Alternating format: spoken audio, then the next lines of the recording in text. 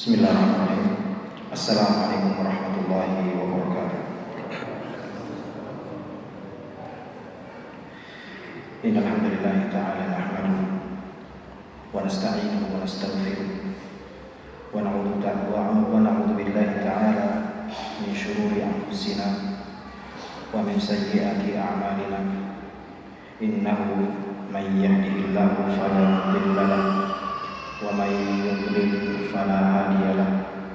Asyhadu an la ilaha illallah wahdahu la syarika lah wa asyhadu anna Muhammadan abduhu wa rasuluhu wa la nabiyya ba'dah. Qala Allah ta'ala ya ayyuhalladzina amanu taqullaha haqqa tuqatih wa la tamutunna illa wa antum muslimun. Kaum muslimin dan muslimat, jamaah salat maghrib di Masjid Al-Hijrah yang insyaallah dirahmati oleh Allah Subhanahu wa taala. Pertama dan utama, marilah kita senantiasa meningkatkan ketakwaan kita kepada Allah Subhanahu wa taala seraya memujinya dan menyadari bahwasanya betapa banyak nikmat yang Allah berikan kepada kita. Nikmat berupa kesehatan, berupa kesempatan, berupa kekuatan, hidayah iman Islam, dan terlebih lagi kita diberikan hidayah untuk menuntut ilmu, untuk belajar. Jamaah yang dimuliakan Allah, perlu kita sadari bahwasanya ilmu yang kita miliki itu memiliki nilai yang menjadikan seseorang yang memiliki ilmu itu berbeda dengan yang lainnya. Di samping kita sudah mengetahui dan sudah sering mendengar tentang keutamaan ilmu itu, ya, yaitu Allah Subhanahu wa taala berikan sakinah, Allah turunkan rahmat, Allah sebut-sebut kita di sisi para malaikat yang mulia. Di samping itu, ilmu itu memiliki nilai tersendiri, value tersendiri, sehingga membedakan orang yang berilmu dengan orang yang tidak berilmu. Kalau kita pernah melewati pembahasan fikih di dalam Kitabul Jinayat, pembahasan bab sayd, bab tentang hewan buruan. Di situ kita akan mendapati bahwasanya ketika seseorang berburu hewan di alam liar, maka hewan buruan itu, hewan yang diburu itu akan menjadi halal baginya dengan dua cara. Cara yang pertama, diburu dengan menggunakan alat, entah itu panah, entah itu tombak, atau senjata modern di zaman sekarang. Dengan melafazkan bismillah, tembak, mati dia, tidak jadi bangkai.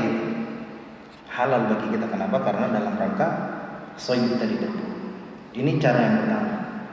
Cara yang kedua, dengan menggunakan hewan yang dilatih, hewan yang dididik khusus untuk bisa berburu. Seperti contohnya anjing. Anjing itu hukum asalnya apa? Najis. Air liur anjing itu najis. Kalau air liur anjing kena di wadah, ya, harus dicuci wadah tersebut dengan tanah 1 kali dan air 7 kali. Najis mughallazah, najis yang berat. Tapi ketika anjing itu dididik, dilatih, para ulama menyebutnya dengan kalbun muallam. Anjing yang dididik, terlatih, disuruh kejar mangsa, dikejar mangsa, disuruh terkam, diterkam. Kalau kita berburu pakai anjing yang terdidik ini, ya, dicengkram mangsa itu, ya, hewan buruan tadi dicengkram, baik dengan taringnya atau dengan bukunya, mati, kan masih ada liurnya di situ. Halal atau tidak untuk kita makan? Halal. Meskipun ada liur anjing.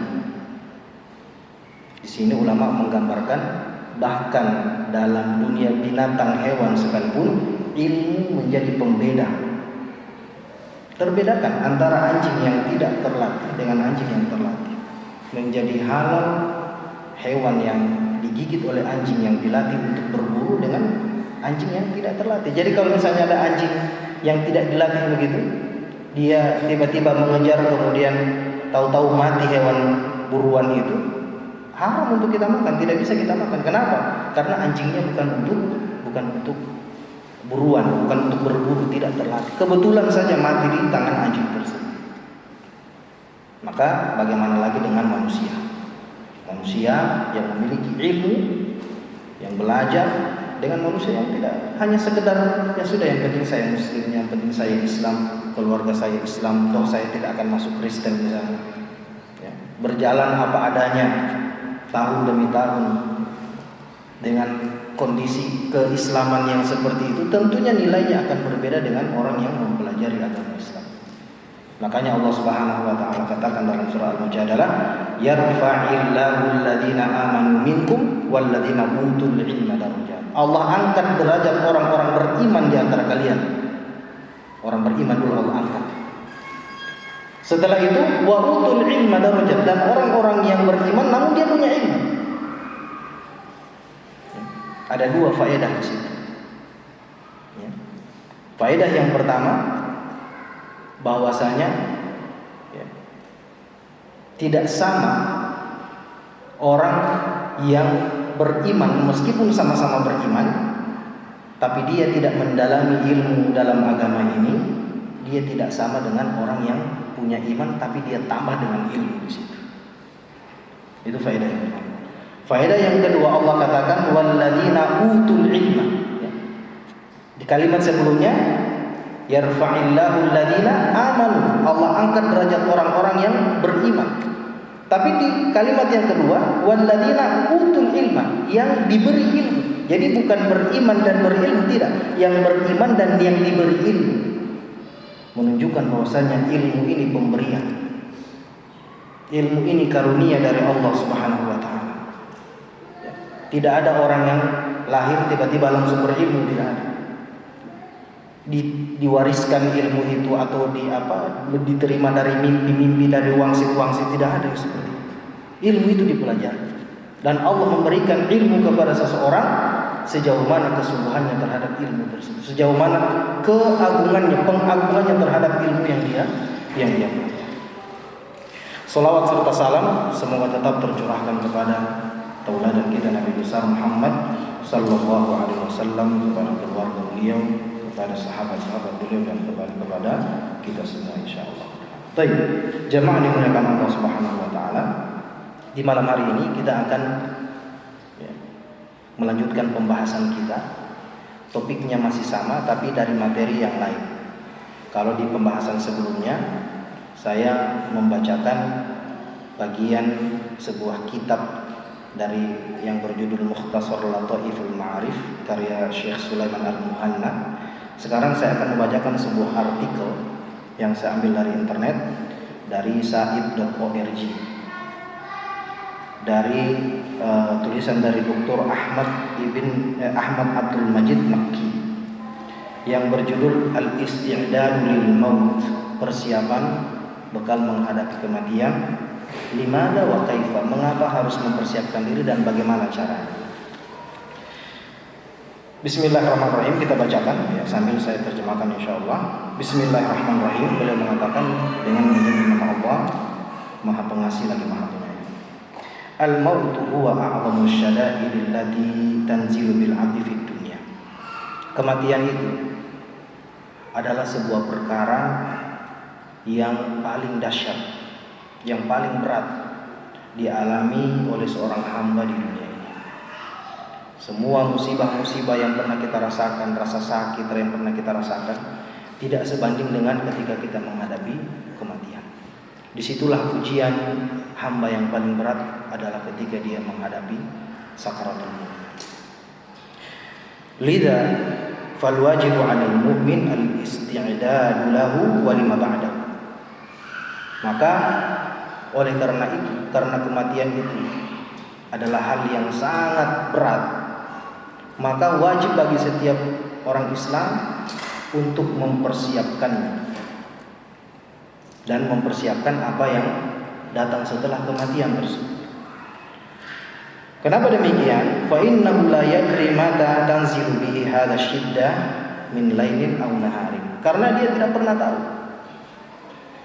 Tidak ada seseorang yang tahu kapan kematian itu akan mendatanginya. Tidak ada seorang pun yang tahu kapan kematian itu akan mendatanginya. Di siang hari atau di malam hari dia tidak tahu. Kapan, tanggal berapa, hari apa, bulan apa, dia tidak akan pernah mengetahui. Wa hadzal isti'dad lahu dawafi', dan mempersiapkan kematian ini ada faktor pendorongnya, ada penyebabnya. Mengapa kita harus mempersiapkan kematian? Nah, beliau di sini akan menyebutkan sekitar 5 poin alasan mengapa kita harus mempersiapkan diri menghadapi kematian. Wa nahnu nujizul haditha an kulli minha fi suturit tali. Beliau akan sebutkan beberapa poin terkait hal tersebut. Yang pertama beliau akan menyebutkan tentang mengapa kita harus mempersiapkan kematian kita, ya, penyebab-penyebabnya. Yang pertama, alasannya adalah al-mautu huwal haqiqatul lati la yastati'u ahadun an yunkiruha. Alasan yang pertama kenapa kita harus mempersiapkan kematian kita, menghadapi kematian, karena kematian itu adalah sebuah perkara yang hakiki, yang pasti terjadi. La yastati'u ahadun an yunkiruha. Tidak ada satu orang pun yang mengingkarinya. Siapa di dunia ini yang mengingkari, ya, dia tidak akan mati? Tidak ada. Bahkan orang paling kufur sekalipun, dia sadar dia akan mati. Dia tahu ujung dari seorang manusia itu hidupnya adalah kematian. Fal insanu mahma tala umruhu fi hadhihi al-hayah fa innal mauta masir. Maka setiap insan, setiap kita ini, sepanjang apapun umur kita, selama apapun dia hidup di atas muka bumi ini, tetap ujung dari hidupnya itu adalah mati. Taruhlah orang hidup 100, 200, bahkan 1000 sampai 2000 tahun. Pertanyaan, mau hidup terus dia? Tidak. Tetap mau mati. Tetap ujung dari panjangnya usia manusia itu adalah kematian. Ini alasan yang pertama. Ya, karena kematian itu adalah suatu hal yang pasti terjadi. Ya. Yang sepanjang apapun umur manusia itu hidup, dia pasti akan berakhir dengan kematian. Maka berarti kematian ini sebaiknya dipersiapkan saja. Ya. Sebaiknya dipersiapkan. Allah Subhanahu wa taala mengatakan dalam surah An-Nisa ayat 78. Yang punya mushaf di aplikasi mungkin bisa dibuka An-Nisa ayat 78. Tapi ini potongannya saja, ya, potongannya saja. Allah Subhanahu wa taala berfirman, "Aynama takunu yudrikumul mauta maut walau kuntum fi burujin musyayyadah." Dimanapun kalian berada, kata Allah Subhanahu wa taala, yudrikumul maut, kematian pasti akan mendapati kalian.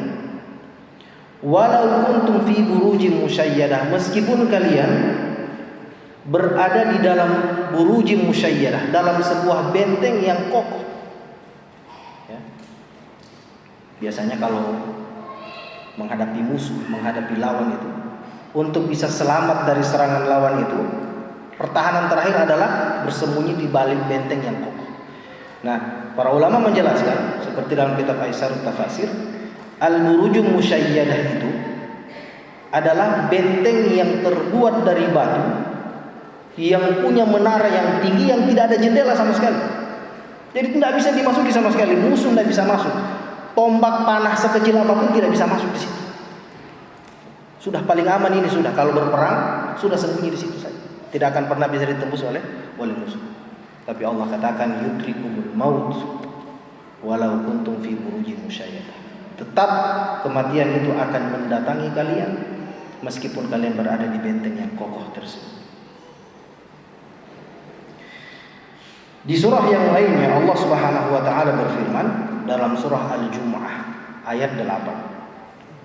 Surah Al-Jumu'ah ayat 8. Allah berfirman, "Qul innal mauta alladzi tafirruna minhu fa innahu mulaqikum." Katakan.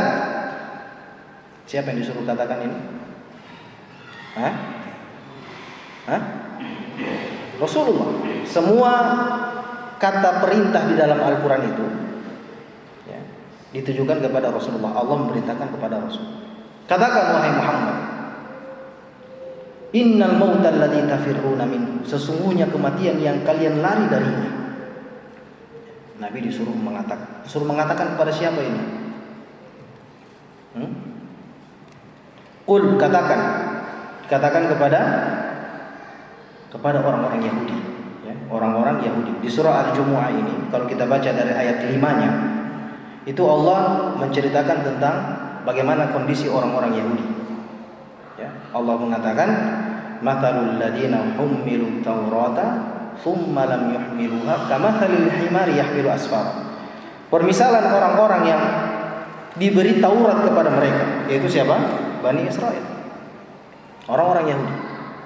Thumma lam yahmiluha, namun mereka tidak amalkan Taurat itu. Kamathalil himari yahmilu asfara, mereka laksana keledai yang memikul kitab-kitab yang begitu banyak. Perhatikan bagaimana Allah perumpamakan orang-orang yang diberikan kitab kepada mereka, yaitu Taurat, ya, akan tetapi mereka tidak amalkan itu. Allah gambarkan seperti keledai yang memikul kitab-kitab yang ada di atasnya. Apakah kitab yang banyak yang ada di atas punggungnya itu bermanfaat bagi dia? Tidak bermanfaat. Keledai, hewan. Bahkan keledai ini kalaupun bisa baca, nggak ngerti dia apa yang dia baca. Kalaupun dia ngerti, pelan ngertinya. Ya. Saking istilahnya hewan yang bodoh lah istilahnya, keledai ini. Allah gambarkan orang-orang yang diberikan kebenaran kepada mereka. Kebenaran terpampang nyata di hadapan mereka, tapi mereka tidak mau amalkan itu kebenaran, sama seperti keledai itu.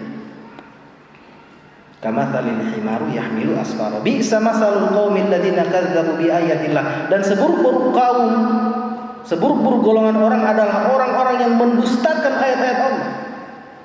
Wallahu la yahdil qaumal fasiqin, dan Allah tidak berikan hidayah kepada orang-orang fasik. Perhatikan. Ya, sebelum masuk ke ayat yang tadi, ayat 8, Allah tegaskan seburuk-buruk kaum itu adalah orang yang diberikan kebenaran. Kebenaran ada nyata di hadapan mereka. Kebenaran terpampang nyata di hadapan mereka, tapi mereka kadzabu, mereka dustakan itu. Padahal mereka tahu itu benar. Mereka tahu Rasulullah SAW itu adalah nabi terakhir yang diutus, yang harusnya mereka beriman kepadanya. Ya.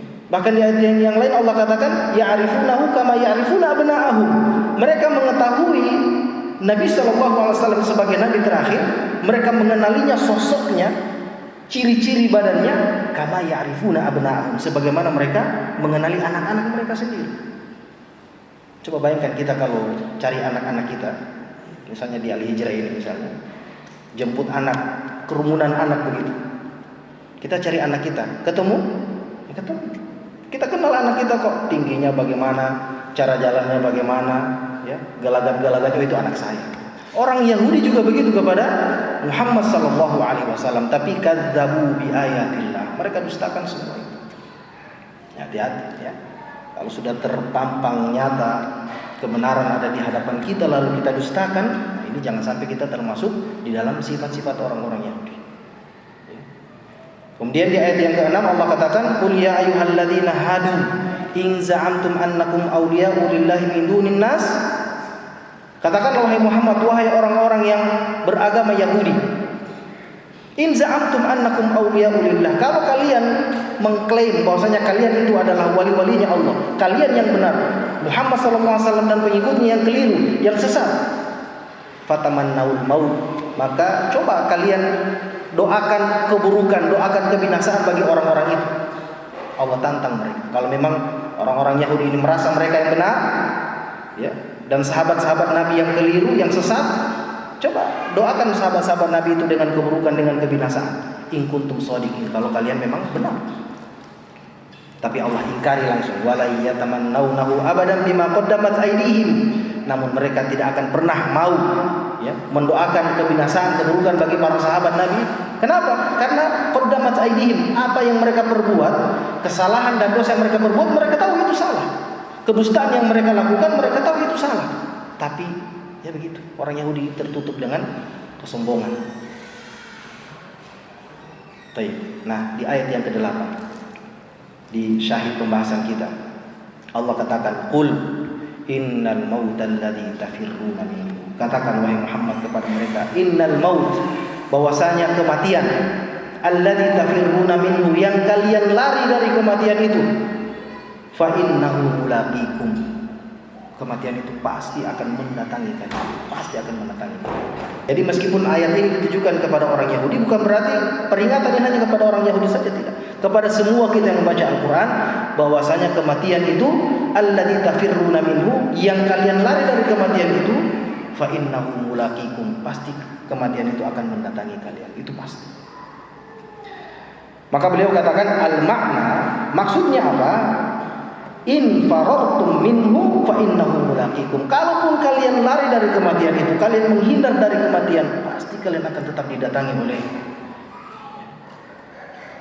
Kita lihat ada fenomena orang-orang yang berusaha lari dari kematian dengan segala uang yang dia punya. Dia berusaha menyewa dokter-dokter terbaik di seluruh dunia untuk menjaga kesehatan di setiap organ tubuhnya. Mati juga. Ya. Artis terkenal dari barat, setiap ada perubahan denyut nadi diperiksa, dokter periksa, dokter terbaik. Setiap ada perubahan sakit di bagian anggota tubuhnya, dokter periksa, mengecek setiap saat status kesehatannya. Toh mati juga. Fa innahu mulaqikum, dia pasti akan mendatangi kalian. Wa fi dzalika, maka di dalam hal ini mubalaghatun fid dalalah, ada semacam konteks hiperbola di dalam pendalilan ala annahu la yanfa'ul firaru minhu, tidak ada manfaat sama sekali mau lari dari kematian itu, tidak ada. Mau sejauh apapun kita lari dari kematian, tidak ada manfaatnya sama sekali. Ini yang pertama. Penyebab yang pertama mengapa kita harus mempersiapkan diri menghadapi kematian. Bahwasanya kematian itu adalah sesuatu yang tidak bisa dihindari, pasti akan mendatangi kita. Mau hidup 1000 tahun, 2000 tahun, 1 juta tahun, tetap ujungnya adalah mati. Sebab yang kedua mengapa harus mempersiapkan kematian, beliau mengatakan al-mautu ya'ti baghtah, kematian itu datangnya itu tidak pakai rencana, tidak terencana, tidak ada callingan dari malaikat reservasi, order, besok anak mau datang, nah ada. Besok antum pe jadwal, nah. Kematian itu datangnya baghtah, secara tiba-tiba. Ya. Secara tiba-tiba. Wala yadri ahadun mata wa aina wa kaifa sayantahi ajruhu. Tidak ada satu orang pun yang tahu kapan, di mana dan bagaimana dia meninggal, nah ada. Kalau bisa kita tanya kepada orang-orang yang sudah meninggal, mereka akan menjawab, saya sangka saya masih mau hidup lama. Saya sangka saya keluar dari rumah itu masih mau dapat sampai di tempat tujuan. Saya sangka saya pulang dari tempat kerja itu masih mau dapat sampai di rumah. Saya sangka dan saya sangka, semua sangkaan. Ternyata kematian itu melebihi sangkaannya. Datang dia dengan tiba-tiba. Qala subhanahu, maka Allah subhanahu wa ta'ala mengatakan, wa ma tadri nafsum madza taksibu ghadan, wa ma tadri nafsun bi ayyi ardin tamut, dalam surah Luqman ayat 34. Allah subhanahu wa ta'ala mengatakan, tidak ada satu orang pun yang tahu apa yang akan diperolehnya besok, apa yang akan dikerjakannya besok, apa yang akan diterimanya besok. Wa ma tadri nafsun bi ayyi ardin tamut, dan tidak ada orang yang tahu di tanah mana dia akan meninggal. Dia tidak akan pernah tahu. Seandainya dia tahu di tanah A dia akan meninggal, seumur hidup dia tidak akan pernah pergi di situ. Dia tahu dekat tanpa mati, dia akan hindari itu. Seandainya dia tahu dia akan meninggal dalam kondisi seperti apa, misalnya dalam menaiki kendaraan, mobil misalnya, dia tidak akan pernah naik mobil selama-lamanya. Kalau cuma dia tahu. Tapi kenyataannya tidak ada yang tahu. Ya, tidak ada yang tahu. Ayat ini, surah Luqman ayat 34 ini turun ketika ada seorang Arab Badui menemui Rasulullah sallallahu alaihi wasallam. Ya, Arab Badui ini mengatakan, "Wahai Rasulullah, sesungguhnya istri saya ini sedang mengandung. Apakah engkau tahu kapan lahirnya?" Ya, pertanyaan dari Arab Badui, ya. Arab yang tinggal jauh di perkampungan, al-badiyah, ya. Tidak tersentuh dengan pendidikan, biasanya seperti itu. Tapi bukan berarti mereka tercela, tidak. Ya, Arab Badui ini terkadang kebaikan-kebaikan itu justru masih banyak di diri-diri mereka. Ya, sebagaimana Rasulullah SAW itu justru disapi, ya, diasuh oleh ibu susunya yang tinggal di perkampungan, yaitu Al-Halimatu As-Sa'diyah. Mengapa Rasulullah SAW dibesarkan di perkampungan? Tujuan dari orang tua Nabi mengirim beliau ke perkampungan supaya apa? Supaya belajar bahasa Arab yang fusha, ya, mempelajari bahasa yang masih murni. Nah, singkat cerita, orang Yahudi ini kemudian mendatangi Nabi orang Badui ini mendatangi Nabi SAW. Dia mengatakan, "Wahai Rasulullah, istri saya sedang meninggal. Kira-kira kapan lahirnya?" Ditanya kepada Nabi. Agak aneh juga pertanyaannya. Kemudian dia tanya lagi, "Desaku itu sedang kekeringan. Kampung saya sedang mengalami kekeringan. Kira-kira kapan hujannya turun?" Kemudian disambung lagi dengan pertanyaan ketiga. Pertanyaan ketiga, "Wahai Rasul, saya sudah tahu kapan saya lahir.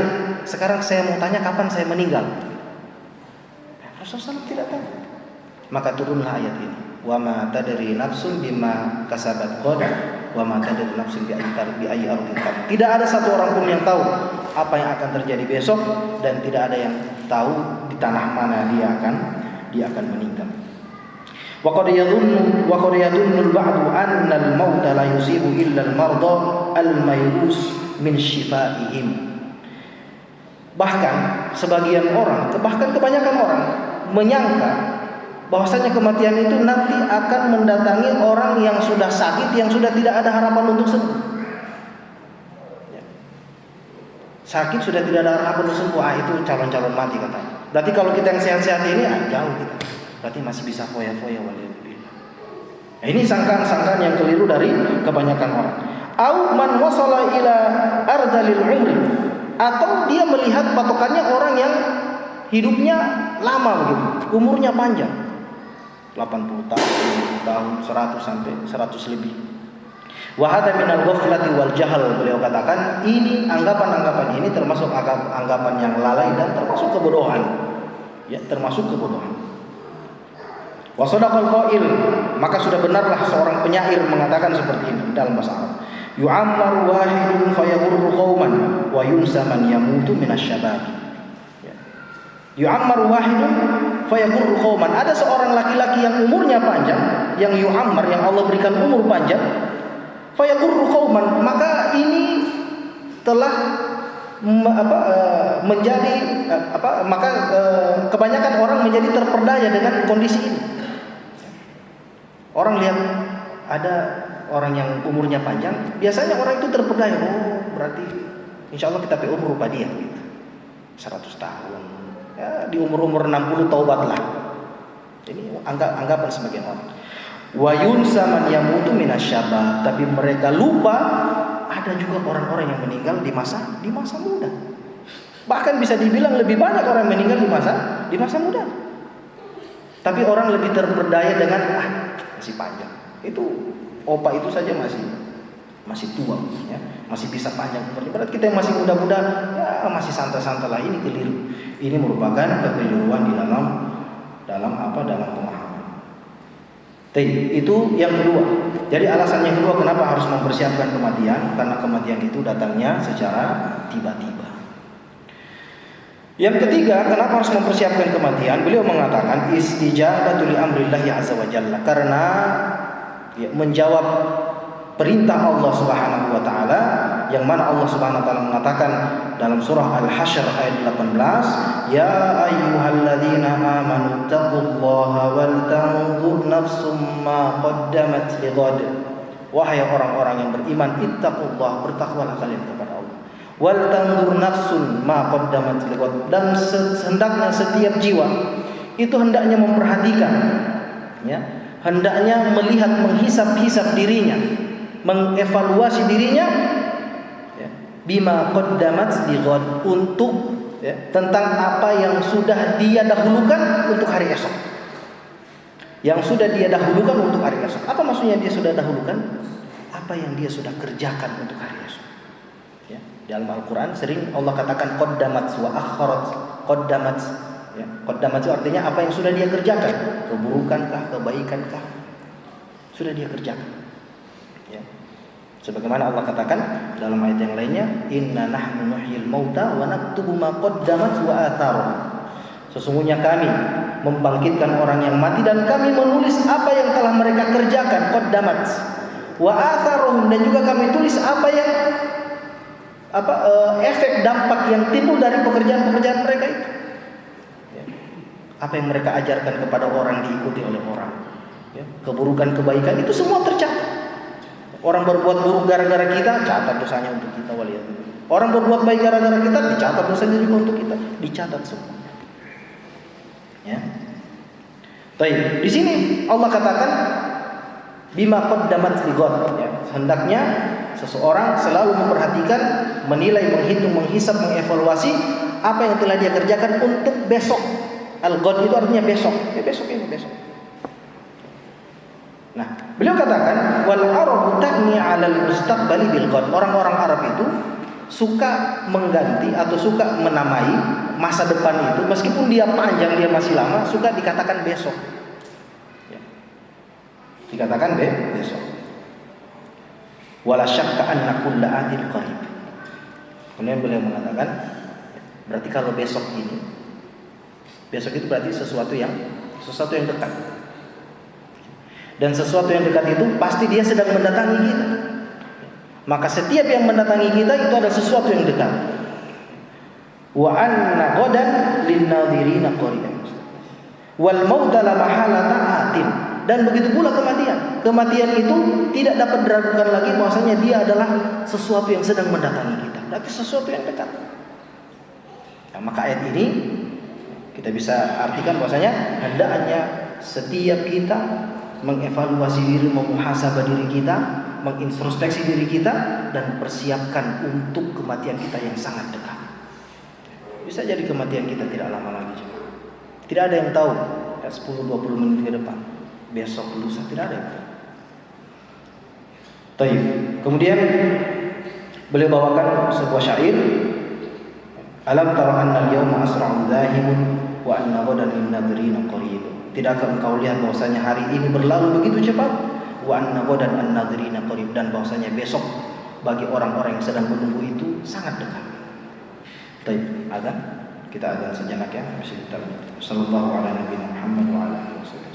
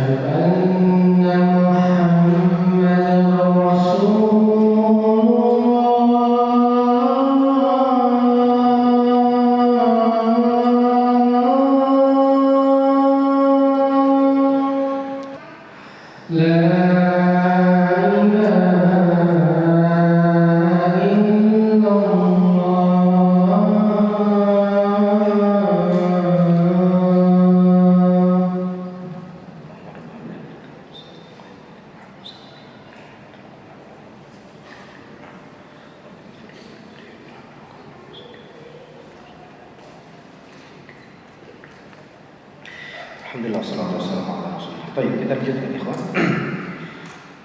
Itu tadi penyebab yang keberapa?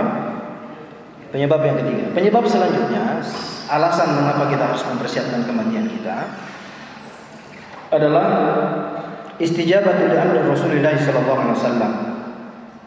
Menerima atau taat dengan perintah Rasulullah sallallahu alaihi wasallam sebagaimana yang diriwayatkan oleh Ibnu Umar radhiyallahu taala anhu di dalam hadisnya. Yaitu satu ketika Rasulullah sallallahu alaihi wasallam memegang Ibnu Umar, memegang pakaian Ibnu Umar. Faqala, dan Nabi SAW bersabda kepadanya, Ibnu Umar radhiyallahu anhu, "Ya Abdullah, kun fid dunya ka'annaka gharibun au ka'annaka 'abiru sabilin." Wahai Abdullah, jadilah engkau di dunia ini seperti orang yang asing. Gharib, orang yang asing. Au 'abiru sabil, atau orang yang sedang melintas. Wa'udda nafsaka min ahlil kubur, dan anggaplah dirimu itu seperti orang-orang yang menghuni kuburan. Anggaplah dirimu seperti orang yang sudah mati. Wa fi riwayatin, di riwayat yang lainnya, wa'dad nafsaka fil mauta, dan persiapkan dirimu dengan kematian, menghadapi kematian. Ibnu Rajab Al-Hambali mengomentari hadis ini, beliau mengatakan, hadzal haditsu aslun fi qasril amal fid dunya. Hadis ini menjadi dalil bahwasanya hidup di dunia itu tidak perlu panjang angan-angan. Tidak perlu panjang angan-angan kita hidup di dunia. Ya. Wa annal mu'mina la yanbaghi lahu an yattakhidha ad-dunya watnan wa maskanan. Dan hendaknya setiap orang Islam, setiap orang-orang yang beriman tidak menjadikan dunia ini sebagai tempat tinggal abadi, rumah abadinya, jangan. Kita di dunia ini hanya sementara. Fayatma'annu fiha, sampai jangan sampai sudah nyaman hidup di dunia, sudah tenang hidup di dunia ini. Walakin yanbaghi an yakuna fiha ka'annahu ala janahi safar yuhayyi'u jihazahu lirrahil. Akan tetapi, bagaimana sikap kita sebenarnya hidup di dunia ini? Beliau katakan, hendaknya kita di dunia ini seperti orang yang sudah persiapan mau berangkat safar. Yuhayyi'u jihazahu lis-safar. Dia sudah mempersiapkan barang-barangnya untuk berangkat. Ya, kita kalau mau berangkat ke Jakarta, ke Manado, kita sedang mempersiapkan barang-barang kita. Ya. Perjalanan membutuhkan waktu 1 hari, kemudian di tempat tujuan 3 hari, kemudian hari keempatnya balik. Kita mempersiapkan, berarti bawa bajunya sekian potong, sekian lembar. Maka seperti itu pula kehidupan atau sikap kita hidup di dunia ini. Jangan menjadikan dunia ini sebagai saya mau tinggal selama-lamanya di sini. Sehingga hati kita itu tidak pernah terpaut dengan akhirat, tidak pernah terpaut. Sehingga ketika bertabrakan antara kepentingan dunia dan kepentingan akhirat, kita selalu kepentingan dunia yang kita dahulukan. Kenapa? Karena kita berangan-angan selama-lamanya hidup di sini. Sudahlah, akhirat nanti aja lah dulu. So adzan biar dulu. Ini masih ada orang Babili ini, tunggu sedikit lagi. Selalu mementingkan kehidupan dunia. Padahal Nabi SAW pesankan kepada Ibnu Umar, jadilah engkau hidup di dunia ini seperti orang yang asing. Au abiru sabil, atau orang yang melintas, sama seperti orang yang transit lah. Orang transit di bandara misalnya, dia mau melanjutkan perjalanan. Coba lihat, masih bisa tenang dia itu. Transit cuma 1 jam misalnya. Tenang dia? Tidak tenang dia itu. Sedikit-sedikit dia jam. Mau tertidur, bangun lagi, jangan sampai ketiduran. Ya. Selalu diliputi perasaan tidak tenang dia di situ, bukan tempatnya di situ, bukan. Ada tempat tujuannya yang harus dia datangi. Baik. Wa qad ittafaqat 'ala dzalika wasayal anbiya wa atba'uhum. Dan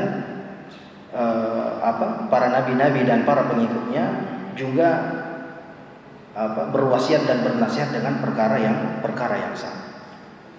Ini yang keempat. Jadi yang keempat, alasan kita mempersiapkan diri menghadapi kematian kita adalah perintah Nabi sallallahu alaihi wasallam bahwasanya kita hidup di dunia ini hanyalah seperti orang yang asing, hanya seperti orang yang akan melanjutkan perjalanan.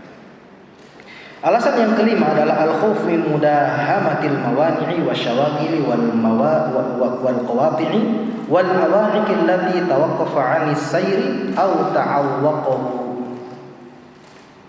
Baik, yang kelima, alasan kita harus mempersiapkan kematian, rasa khawatir jangan sampai terputus segala kesibukan kita, segala aktivitas kita dengan kematian itu sendiri.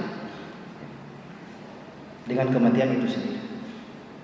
Artinya begini, ketika kita hidup di dunia ini jangan memuliakan Allah SWT, tentunya kita juga punya keperluan-keperluan yang lain. Di samping kita menunaikan kewajiban kita kepada Allah Subhanahu wa taala, kita juga menunaikan kewajiban-kewajiban kita yang lain. Tapi ingat, tetap akan ada datang saat di mana kita akan terputus dari kesempatan untuk melakukan itu. Kesempatan untuk melakukan itu. Baik itu mempersiapkan amal-amal kita, maupun untuk melakukan perbuatan-perbuatan yang sifatnya duniawi. Maka sebelum datang pemutus itu, maka sebaiknya kita lebih prioritaskan amalan-amalan kita, amal-amal soleh kita. Makanya Nabi Shallallahu Alaihi Wasallam mengatakan, "Badiru bil a'mali sab'an." Bersegeralah kalian beramal sab'an sebelum datang 7 perkara. 7 perkara ini adalah perkara yang memutuskan kesempatan untuk beramal. Jadi sebelum 7 perkara ini datang, segeralah beramal. Hal tantaziruna illa faqran mansiyan. Beliau katakan yang pertama yaitu faqran mansiyan, kondisi fakir, kondisi miskin yang menyebabkan lupa. Ada kondisi seperti itu ya. Nabi SAW sebutkan fakir karena kefakirannya itu dia sampai lupa. Dia lupa dia harus beribadah. Dia lupa dia punya kewajiban ketaatan. Berarti kefakirannya ini luar biasa sampai mempengaruhi kesadarannya, sampai dia lupa. Kemudian yang kedua, au ghinan mughdiyan, atau kekayaan yang membuat orang itu melampaui batas sampai dia juga lupa bahwasanya dia adalah hamba yang harus beribadah. Jadi kekayaan dan kemiskinan itu ada sisi gelapnya. Kemiskinan seperti apa sisi gelapnya? Kalau kemiskinan itu saking miskinnya dia membuat lupa. Yang kedua, kekayaan saking kayanya dia sudah melampaui batas, sewena-wena dia. Yang ketiga, au maradun mufsidan, atau sakit yang membinasakan. Sudah sakit, saya tidak bisa berbuat apa-apa, baru datang penyesalan. Kenapa tidak waktu sehat-sehat ini beramal-amal saja? Kenapa tidak waktu sehat-sehat banyak-banyak berbakti kepada orang tua? Kenapa tidak waktu sehat banyak-banyak bersedekah dan lain-lain sebagainya? Maradun mufsidan, au haraman mufannadan, atau sebelum tibanya masa tua yang menguruskan. Orang yang sudah tua biasanya fisiknya sudah menurun sampai kurus kering, sampai sudah tidak bisa berbuat apa-apa. Mau puasa sudah tidak bisa. Ya meskipun dia ada uzur ya misalnya. Tetapi tetap saja itu adalah perkara yang dapat memutuskan peluang untuk beramal. Maka masih di usia-usia muda, semuanya muda di sini alhamdulillah ya. Beramallah, bersegera dalam beramal. Yang keempat, au mautan mujhizan, atau sebelum datangnya kematian yang datang dengan tiba-tiba, awid dajjal fasyarru ghaibin yuntadhar, atau sebelum tibanya hari akhir kiamat kubra, dajjal turun dan itu adalah seburuk-buruk fitnah. Awis sa'ata fas-sa'atu adha wa amar, atau sebelum datangnya hari kiamat, sebelum matahari terbit dari barat, ya, fas-sa'atu adha wa amar, dan hari kiamat itu ada hawa amar, datang dengan tiba-tiba, dan amar datangnya pahit karena memutuskan kesempatan untuk beramal. Maknanya apa dari hadis ini? Beliau mengatakan sabiqu wasari'u, berlomba-lombalah dan bersegeralah bi fi'lil a'mali shalihah, dengan mengerjakan perbuatan yang soleh, qabla an yunzila bikum, atau an yanzila bikum wahidun minal umuri sab'ah al-madhkurah, sebelum datang 7 perkara yang tadi, 7 perkara yang membuat kesempatan untuk beramal itu hilang. Fayahulu bainakum wa bainal amal, maka terhalanglah antara diri kita dan beramal soleh. Ini penyebab alasan kenapa harus mempersiapkan diri menghadapi kematian. Nah, sekarang beliau katakan wasailul isti'dadi lil maut. Bagaimana caranya mempersiapkan kematian kita? Beliau sebutkan di sini sekitar berapa ini? 5 ya. Ya, 5. Insyaallah bisa sampai selesai ya. Bagaimana cara kita mempersiapkan kematian kita? Awalan, yang pertama adalah al-isti'dadu lil maut bit taubati as-saddaqah. Mempersiapkan diri menghadapi kematian dengan taubat yang jujur, taubatun nasuha. Ya. Dan taubat ini adalah kaidah yang terpenting di dalam Islam, dan dia adalah kedudukan pertama yang akan dilalui oleh seseorang dalam menjalani kehidupan akhirat. Kalau mau kehidupan akhiratnya mulus, lancar, maka awali dengan tobat, bertobatlah. Ya. Bertobat, taubatan nasuha, penuhi syarat-syarat taubatnya. Ya, menyesali perbuatan yang sudah dikerjakan, segera meninggalkan dan berjanji untuk tidak mengulangi kembali. Amar Allah Ta'ala biha umuman mu'minin. Ya. Allah perintahkan taubat ini kepada seluruh kaum muslimin secara umum. Ya. Allah mengatakan, wa tubu ilallahi jami'an ayyuhal mu'minuna la'allakum tuflihun.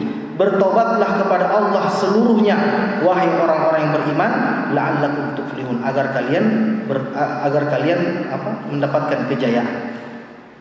Di dalam ayat yang lainnya Allah mengatakan, ya ayyuhalladzina amanu tubu ilallahi taubatan nasuha. Wahai orang-orang yang beriman, ya, bertobatlah kepada Allah dengan taubat nasuha. Baik, sekilas ayat ini biasa-biasa saja, tapi kalau kita cermati, ayat ini kok agak aneh. Anehnya di mana? Orang beriman disuruh tobat. Biasanya orang yang berdosa disuruh tobat. Harusnya orang-orang kafir tobatlah, orang-orang fajir tobatlah, orang-orang yang bermaksiat tobatlah. Ini tidak, orang-orang yang beriman. Kita semua ini suruh bertobat oleh Allah.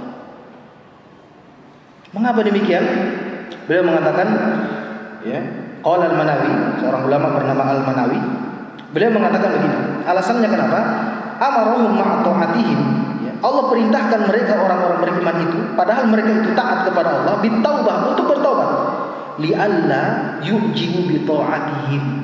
Perhatikan, supaya apa? Supaya mereka tidak ujub, tidak takjub dengan ketaatan mereka kepada Allah. Ya, orang-orang beriman disuruh bertobat.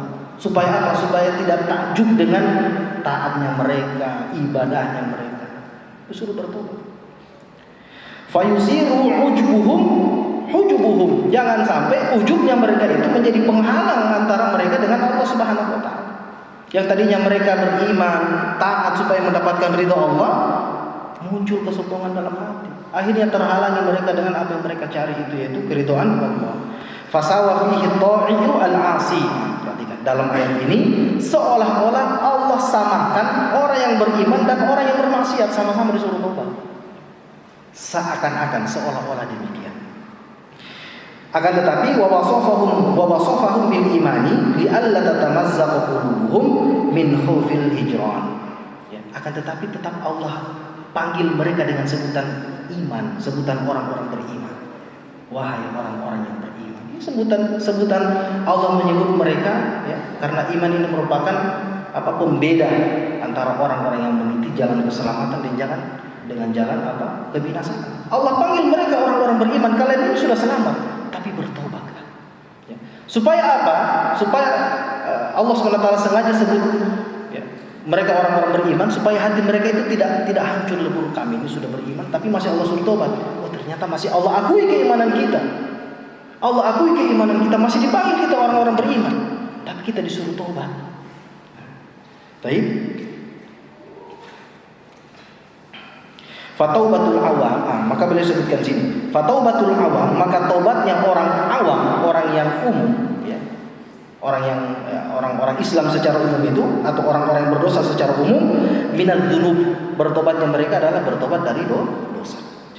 Wa taubatul khawasi min ghaflatil qulub. Adapun tobatnya orang-orang yang khusus, orang-orang yang beriman, yang punya kedudukan khusus di sisi Allah Subhanahu wa taala, Mereka bertobat dari apa? Dari ghaflatil qulub, dari lalainya hati, dari kesombongan, dari takjub, dari ujub, ya, dari merasa diri lebih baik, takabur dan lain, dan penyakit-penyakit hati yang lain. Disuruh tobat dari itu. Ya. Jadi tobatnya orang awam dari dosa. Tobatnya orang khusus adalah dari lalainya hati. Kemudian wa taubatu khawasil khawas, tobatnya orang yang khusus dari yang khusus, mimma siwal mahbub, yaitu mereka bertobat dari segala yang memalingkan kecintaan mereka kepada Allah Subhanahu wa taala. Ini sudah derajatnya sudah tinggi. Ya. Tidak lagi berpikir dosa, tidak lagi berpikir lalai hati, tidak. Kecintaan mereka berpaling sedikit dari Allah, mereka bertobat. Ya. Ini tobatnya orang yang khusus. Khusus dan khusus. Wadanbun kulli 'abdin bihasabihi, maka dosa setiap orang yang diwajibkan dia bertobat kepadanya itu sesuai dengan kadar tingkatannya tadi. Kalau dia dosanya sudah kurang, amalannya banyak, disuruh bertobat supaya apa? Supaya tidak muncul ujub dalam hati. Kalau sudah lebih tinggi dari itu, disuruh bertobat supaya apa? Supaya dia tidak, kecintaannya kepada Allah tidak terpalingkan kepada selain Allah Subhanahu wa taala. Ibnu Qudamah mengatakan al-ijma'u mun'aqidun 'ala wujubi taubah. Ijma' sepakat para ulama tentang kewajiban taubat. Li'anna dzunuba muhallakatun mubaidatun 'anillahi ta'ala. Ya. Fayajibul harbu minha 'alal fawr. Karena dosa itu adalah yang membinasakan dan yang menjauhkan seseorang dari Allah, maka wajib diperangi dengan segera. Maka taubat ini adalah kewajiban yang harus terus menerus dilakukan ala dawam. Fa innal insana la yakhlu an maksiatin. Perhatikan sini ucapannya Ibnu Rajab Al-Hambali. Taubat itu, ucapannya Ibnu Qudamah Al-Maqdisi. Taubat itu wajib ya dilakukan terus menerus. Kenapa? Karena manusia itu la yakhlu an maksiatin. Manusia itu tidak pernah lepas dari yang namanya maksiat. Lau khala'an maksiatin, perhatikan, kalaupun manusia itu bisa lepas dari kemaksiatan bil jawarih, dari kemaksiatan anggota badannya, lam yakhlu 'anil hammi bidzanbi biqalbihi, tetap pasti dia tidak akan lepas dari yang namanya alham, gundah gulana dalam hati, kegalauan dalam hati disebabkan dosa yang dia lakukan. Dia sudah tidak buat dosa ini, tapi ternyata bekas dosa itu masih ada dalam hatinya. Dia masih merasa gusar, masih merasa sedih, masih merasa galau sebab dosa yang dia lakukan, yang pernah dia lakukan. Wa in khala'an dzalik, kalau dia lepas bebas dari perasaan tadi, dari perasaan gundah gulana tadi, maka lam yakhlu an waswasis syayatin. Nah, kalau lepas dari itu, ada lagi selanjutnya, pasti dia tidak akan lepas dari waswasnya syaitan. Bi iradil khawatiri al-mutafarriqati al-mudhilati an dzikrillah ta'ala. Ya, kalau seseorang sudah bisa lepas dari dosa, bisa lepas dari perasaan ya gundah gulana disebabkan dosanya, pasti dia tidak akan bebas dari was-was syaitan. Syaitan akan selalu mengganggu dia, ya, memasukkan rasa khawatir dalam hatinya sehingga dia terpalingkan dari mengingat Allah Subhanahu wa taala. Kemudian beliau katakan lagi, lau khala anhu, kalau itu pun bisa lepas dari manusia tadi, lam yakhlu an ghaflatin wa qusurin fil ilmi billahi ta'ala. Kalaupun bisa lepas dari perkara tadi, setan kasih jeratan lagi. Apa itu? Dia tidak akan lepas dari kelalaian dan kurangnya dia mengenal Allah Subhanahu wa taala. Sudah lepas dari dosa, lepas dari kegalauan hati, ya, lepas dari apa tadi yang ketiga, nah waswas syaitan, maka dikasih jeratan lagi yang selanjutnya, yaitu apa? Dibuat dia itu tidak terlalu mengenal Allah Subhanahu wa taala. Ya kelihatannya dia orang yang taat, tapi hakikatnya dia orang yang jauh dari Allah Subhanahu wa taala. Baik, wa kullu dzalika naqsun, dan semua itu adalah cacat, aib. Wala yaslamu ahadun min hadzal naqs, dan orang tidak akan pernah selamat dari kekurangan ini. Wa innamal khalqa yatafawatuna fil maqadir, dan setiap makhluk, setiap kita itu bertingkat-tingkat di dalam takdir kita. Wa amma aslu dzalika fala budda minhu, adapun hukum asalnya adalah kembali ke kondisi yang tadi. Baik. Wa ma tajtama'u syurutu taubati kana sahihatun maqbulatun. Kalau terkumpul padanya syarat-syarat taubat, maka taubatnya itu sah dan diterima. Allah berfirman, wa huwal ladzi yaqbalu taubata 'an 'ibadihi. Dialah Allah yang menerima taubat dari setiap hamba-hamba. Ini yang pertama. Ya, yang pertama adalah kita memperbanyak dan sering bertobat kepada Allah Subhanahu wa taala. Ini pembahasannya sudah di pertemuan sebelumnya. Cara yang kedua mempersiapkan kematian adalah al-muhafadzatu ala ada'il fara'id wa ijtinabil muharramat. Ya, menjaga perkara-perkara yang wajib yang kita kerjakan, ya, kewajiban-kewajiban kita, dan meninggalkan dan menjauhi perkara-perkara yang haram. Ya, setiap muslim wajib mempersiapkan kematiannya dengan menjaga, ya, adab maftaradahu Allah alaihi. Ya, mengerjakan apa yang Allah wajibkan kepadanya. Wala syakka anna min a'dhamil al-fara'id 'inda Allah wa ahabbiha ilaiha arkanul islami al-khamsu. Dan tidak diragukan lagi, perkara yang paling wajib untuk dikerjakan dan yang paling Allah cintai adalah perkara rukun Islam yang 5. Syahadat, salat wajib, puasa Ramadan, zakatul fitr, dengan haji bagian mau. Ya. Fa akhassu bi dzikri huna as-shalah, dan yang lebih khusus lagi dari 5 itu adalah salat. Menjaga salat 5 waktu. Baik. Litahawuni ba'dhin nasi fiha jahlan aw takasulan. Fa hiya 'umududdin wa ahammu arkanil islam ba'da syahadatain. Ya. Agar jangan sampai manusia, ya, kita itu, ya, tidak mengetahui kewajiban salat kita atau bermalas-malasan dengan salat kita. Padahal salat itu merupakan tiang agama dan rukun Islam yang paling penting setelah 2 kalimat syahadat. Dan Allah sudah perintahkan kita untuk menjaga salat kita di semua kondisi, baik dalam keadaan mukim maupun safar, dalam keadaan damai maupun perang, dalam keadaan sakit maupun sehat. Dan salat ini merupakan wasiat Rasulullah SAW yang terakhir yang disampaikan kepada umatnya sebelum dia meninggal dunia. Ya. Dan salat ini tanha 'anil fahsya'i wal munkar, mencegah perbuatan keji dan munkar, kafaratuz dzunub, penggugur dosa-dosa, tu'ayyinul muslima an ala takhfifi umumid dunya wa ahzaniha, dan membantu seorang muslim dalam mengurangi rasa takut khawatir terhadap dunia dan kesedihan padanya.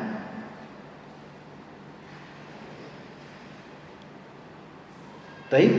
Kemudian juga setiap kita diwajibkan untuk bersungguh-sungguh di dalam menjauhi dosa-dosa besar. Ya. Karena dosa-dosa besar ini, ya, li'alla takunu ha'ilan bainahu wa baina wa'dallahi lahu bil maghfirah. Ya. Dan tidak menjadikan antara dirinya dengan dosa besar ini penghalang dengan dia tinggalkan atau dengan hilangnya maghfirah dari Allah Subhanahu wa taala. Artinya, ya, dia memperbanyak bertobat kepada Allah Subhanahu wa taala dan meninggalkan dosa-dosa yang besar. Allah Subhanahu wa taala mengatakan, in tajtanibu kaba'ira ma tunhauna anhu nukaffiru ankum sayyi'atikum. Kalau kalian menjauhi dosa-dosa besar, apa yang diharamkan, dilarang kepada kalian darinya, maka kami akan menggugurkan dosa-dosa dan kesalahan kalian. Allah juga berfirman, alladzina yajtanibuna kaba'iral itsmi wal fawahisha illal lamam, yaitu orang-orang yang menjauhi dosa-dosa besar, ya, dan perbuatan yang keji, illal lamam, kecuali al-lamam. Inna rabbaka wasi'ul maghfirah, sesungguhnya Rabbmu luas ampunannya. Apa itu lamam? Syekh Sa'di mengatakan, lamam itu adzunubus shighar, dosa-dosa kecil. Dosa-dosa kecil yang sulit untuk kita hindari. Allati la yasiru sahibuha 'alaiha, la yasirru sahibuha 'alaiha, yang mana dosa kecil itu seseorang itu tidak terus-menerus di atasnya, tidak. Kalau dosa kecil kemudian dilakukan terus-menerus rutin, maka sudah jadi dosa besarnya. Yang dimaksud dengan lamam di sini dosa kecil yang al-marrah ba'da marrah ala wajhin nadrati wal qillah, ya. Sekali-sekali tapi tidak sering begitu. Kadang dia terjatuh kemudian dia bertobat lagi. Dia terjatuh kemudian bertobat, tapi tidak dijadikan itu menjadi kebiasaannya. Baik. Kemudian di antara akhtaril mubiqat, ya, di antara dosa yang paling besar atau dosa yang paling besar adalah asyirku billah, ya, syirik kepada Allah. Selanjutnya ada as-sihr, ya, perbuatan sihir. Wa qatlun nafsil lati haramallahu illa bil haqq, membunuh jiwa yang Allah haramkan untuk dibunuh kecuali dengan alasan yang benar. Ya, haram, dosa besar. Wa aklu riba, makan riba. Wa aklu malil yatim, ya, memakan harta anak yatim. Wa qadful muhsanatil mu'minatil ghafilat, dan menuduh, ya, dengan tuduhan yang palsu seorang wanita yang muhsan, yang beriman, yang ghafil, ya, seorang wanita baik-baik, ya, dituduh dengan tuduhan palsu, dituduh berzina misalnya. Ini dosa yang besar. Uququl walidain, ya, membangkang kepada kedua orang tua. Syahadatuz zur, menonton tontonan-tontonan yang Allah haramkan. Wal yaminul ghumus, ya, sumpah palsu. Tarkus shalah, meninggalkan salat. Syurbul khamr, minum khamr. Naqsul makayil wal mawazini wa ghairiha, mengurangi timbangan dan takaran ketika berdagang. Ini semua bentuk-bentuk dosa besar. Dijauhi dosa-dosa besar tersebut sebagai persiapan kita menuju kematian kita. Yang ketiga, yang harus dipersiapkan adalah, atau yang perlu dilakukan adalah al-musabaqatu ilal khairati wal a'mali sholihat, berlomba-lomba. Jadi yang pertama tadi sudah bertobat, yang kedua kewajibannya sudah dia tunaikan, ya, di samping itu juga hal-hal yang haram, dosa-dosa besar dia sudah tinggalkan. Kemudian ditambah lagi dengan al-musabiqat, ya, al-musabaqatu fil khairat, berlomba-lomba di dalam kebaikan. Ya, wajib bagi setiap muslim untuk bersemangat di dalam mengusahakan, ya, kebaikan bagi makhluk yang lain, bagi manusia yang lain, baik melalui ucapannya, perbuatannya, hartanya, dan apa yang dia miliki, ya, untuk memenuhi perintah Rasulullah SAW, ya, untuk memenuhi perintah Allah Subhanahu Wa Taala. Fastabiqul khairat, ini perintah, berlomba-lombalah di dalam kebaikan. Ya. Dan Allah Subhanahu Wa Taala juga berfirman, wasari'u ila maghfiratin min rabbikum, ya, bersegeralah kalian menggapai ampunan dari Rabb kalian. Wa jannatin arduha as-samawati wal ardu iddatil muttaqin, dan berlomba-lombalah kalian menggapai surga yang luasnya seluas langit dan bumi. Jamaah dimuliakan Allah Subhanahu Wa Taala. Kondisi sahabat dahulu ketika mereka mendengarkan ayat ini, ya, mereka memahami bahwasanya yang diinginkan dari ayat ini, bahwasanya di setiap diri mereka itu harus lebih unggul dari orang lain, dari sahabat yang lain. Mereka ketika mendengarkan ayat ini, fastabiqul khairat wasari'u ila maghfirah, itu mereka pahami, oh berarti saya ini harus lebih unggul daripada sahabat yang lain. Sehingga ketika mereka diungguli oleh sahabat yang lain di dalam amal perbuatan, ya, itu mereka sedih dan mereka bertekad untuk saya meraih ini. Adapun dalam perkara-perkara dunia mereka tidak terlalu ambisi, sudah. Tapi kalau itu menyangkut perkara amal, bersedekah, yang berjihad, itu mereka merasa tertinggal dan merasa sangat rugi, ya, ketika diungguli oleh orang lain, oleh sahabat yang lain. Nah, kemudian datanglah generasi setelah mereka, yaitu kita itu, umat akhir zaman, yang sebaliknya justru merasa rugi ketika diungguli dalam perkara dunia, diungguli dalam perkara dunia. Tapi ketika dalam perkara akhirat, ya, orang lain sudah unggul dari kita biasa-biasa saja. Kita biasa-biasa saja. Melihat orang lain yang Masya Allah, dia kayaknya 7 hari ini dia menjaga, dia punya takbiratul ihram bersama imam terus ini. Misalnya, kita perhatikan ya, Masya Allah. Timbul rasa ingin unggul dalam hati kita, mengungguli dia. Ini berarti masuk dalam perintah Allah, fastabiqul khairat. Tapi ketika merasa sudah biasa-biasa aja lah, toh masih sama-sama sholat, masih sama-sama sampai, berarti masih kurang rasa ingin mengungguli, ya, mengungguli orang lain di dalam kebaikan.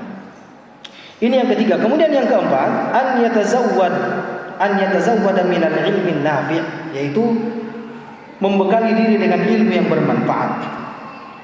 Ya, membekali diri dengan ilmu yang bermanfaat.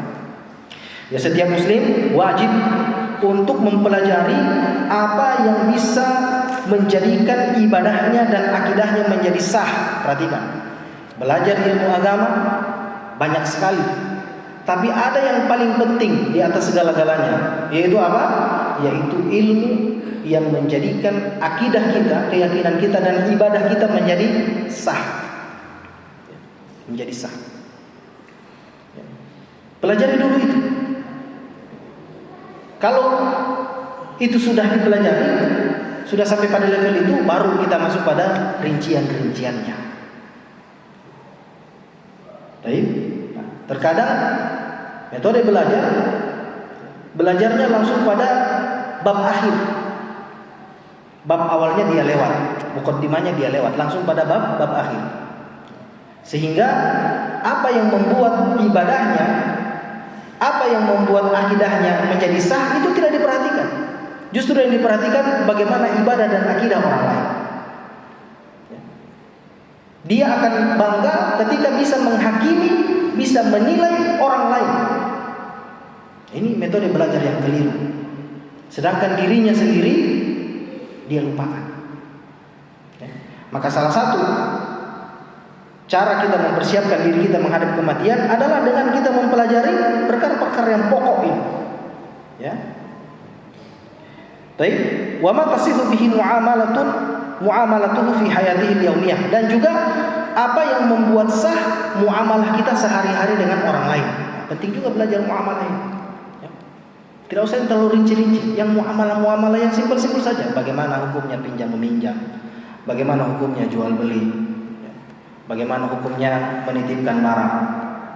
Bagaimana hukumnya gadai? Bagaimana hukumnya menjamin dengan barang, menjamin dengan diri misalnya. Nah, ini semua ada pembahasannya. Nah, kita yang hidup sehari-hari ini tidak lepas dari perkara-perkara muamalah ini. Tidak lepas dari perkara muamalah, baik itu yang berupa harta uang maupun yang bukan harta uang. Ya, seperti barang misalnya kita pinjam motornya orang misalnya. Pinjam motornya orang rusak. Wajib kita ganti atau tidak? Tidak sengaja tapi wajib kita ganti. Wajib kita ganti. Sewa kendaraannya orang rusak sama kita, wajib kita ganti? Tidak wajib. Nah, sewa menyewa, pinjam meminjam, kemudian apa lagi? Gadai menggadai, jual beli, ini harus kita ketahui. Baik. Kemudian wama tadhharu bihil qulubu wa tazku bihil nufusu wa tukammilu bihil akhlaq. Dan juga yang tidak kalah penting adalah tathhur, ya, apa yang mensucikan hati dan mensucikan jiwa, serta apa yang bisa menyempurnakan akhlak kita.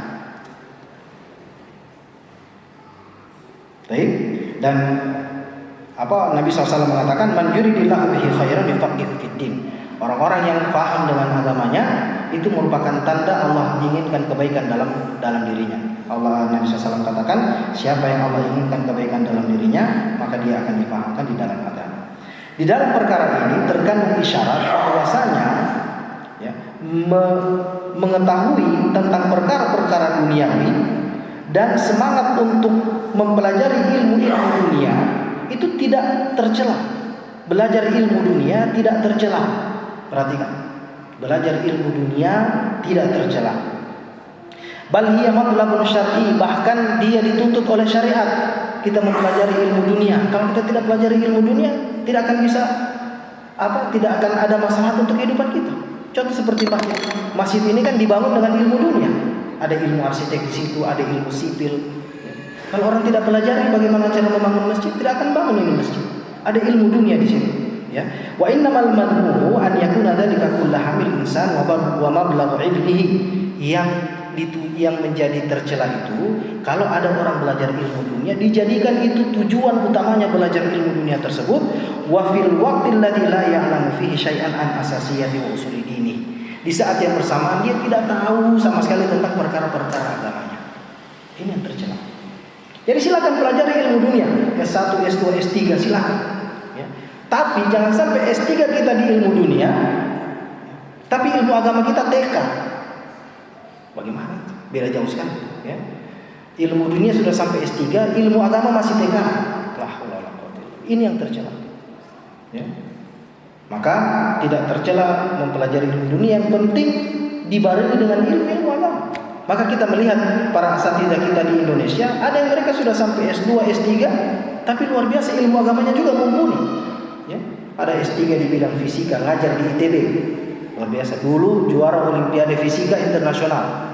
Ya, belajar sama salah satu asatidzah di Jogja, kemudian ya, melanjutkan S1, jadi sudah S3, dia ngambil lagi S1 agama sampai S2 agama, semuanya melalui online, tapi luar biasa, sudah membuka program sendiri, ya, takhasus madhab, usul fikih, ya, fikih, usul fikih, kemudian akidah dan lain sebagainya. Ya. Semoga Allah SWT menjaga beliau, ya. Saya sebutkan namanya Al-Ustaz Dr. Andi Octavian Latif, MSc kalau nggak salah, doktor beliau, doktor di bidang fisika. Mengajar ya, ilmu-ilmu agama, membuka kajian di berbagai tempat. Ini yang dicela. Jadi yang dicela itu orang yang fokus di ilmu dunia tapi melalaikan ilmu agamanya. Baik. Terakhir yang kelima, an yahrusa ala kitabati wasiyatihi. Yang kelima, ya, ketika menghadapi kematian, kita dianjurkan untuk menulis wasiat. Menulis wasiat. Beliau mengatakan tata'akkadul wasiyatu fi haqqi man alaihi hukukun wa duyunun ghairu muthiqah. Menjadi muakkad, yang menjadi ditekankan menulis wasiat itu, ya, ketika kita punya hak-hak kepada orang lain berupa hutang atau yang lainnya, yang itu ghairu musiqah, yang tidak tertulis, tidak ada pencatatan. Cuman kita dengan orang lain yang tahu. Punya hutang di fulan misalnya 10 juta, 20 juta. Enggak ada yang tahu, cuman kita. Itu wajib kita tulis wasiat itu, atau kita sampaikan kepada keluarga kita. Kita wasiatkan, jangan lupa saya masih punya hutang sama dia. Ketika saya meninggal, harta saya disisihkan untuk membayar hutang. Sawa'un kanat huquqan lil ibad kaduyun wal wada'i wal amanat, baik itu hutang kepada sesama manusia seperti ya hutang-hutang, kemudian titipan-titipan wadi'ah, kemudian amanat-amanat, au kanat huquqan lillah, atau hutang kepada Allah seperti zakat. Zakat. Misalnya hartanya sudah mencapai nisab. Ya. Uangnya, emas atau peraknya sudah mencapai nisab, belum sempat dikeluarkan, ditunda, tiba-tiba sudah mendekati kematian, dia sudah rasa dia sudah mau meninggal, disampaikan kepada keluarganya, saya punya harta itu sudah nisab tapi saya belum bayar zakatnya, berapa haul, 2 haul misalnya, 2 tahun berlalu, disampaikan supaya nanti dikeluarkan zakatnya ketika dia sudah meninggal. Wal kafarat, dan juga kafarat allati lam yukhrijuha, yang belum dikeluarkan. Baik. Kemudian Nabi SAW mengatakan, ma haqqu mri'in muslimin lahu syai'un yusifihi yabitu lailataini illa wa wasiyatuhu maktubatun indahu. Ya, tidaklah seorang lelaki muslim yang dia memiliki sesuatu untuk diwasiatkan kepadanya, dia bermalam dilewati 2 malam illa wa wasiyatuhu maktubatun indahu, kecuali dia harus tuliskan wasiat itu kepadanya. Ya. Jadi kalau ada hutang-hutang yang tidak tercatat, segera dicatat. Ada wasiat-wasiat yang ingin disampaikan, segera disampaikan. Baik itu wasiat berupa harta maupun wasiat berupa amanat. Misalnya kita ingin wasiatkan, kalau nanti saya meninggal, tolong anak saya itu ya disekolahkan ke sekolah tertentu misalnya. Atau ketika saya meninggal, nanti yang mengurus dia selama sekolah sampai dia menikah adalah si fulan misalnya. Ini semuanya wasiat. Ya, wasiat yang berupa amanat atau wasiat yang berupa harta. Ya, sebelum dia meninggal, dia wasiatkan, tolong ada tanah saya di sana itu diwasiatkan kepada si fulan. Tentunya yang diwasiatkan ini yang selain ahli warisnya. Ya, tidak boleh diwasiatkan kepada ahli warisnya. Kenapa? Karena ahli waris ada porsinya, ada bagiannya sendiri. Ya.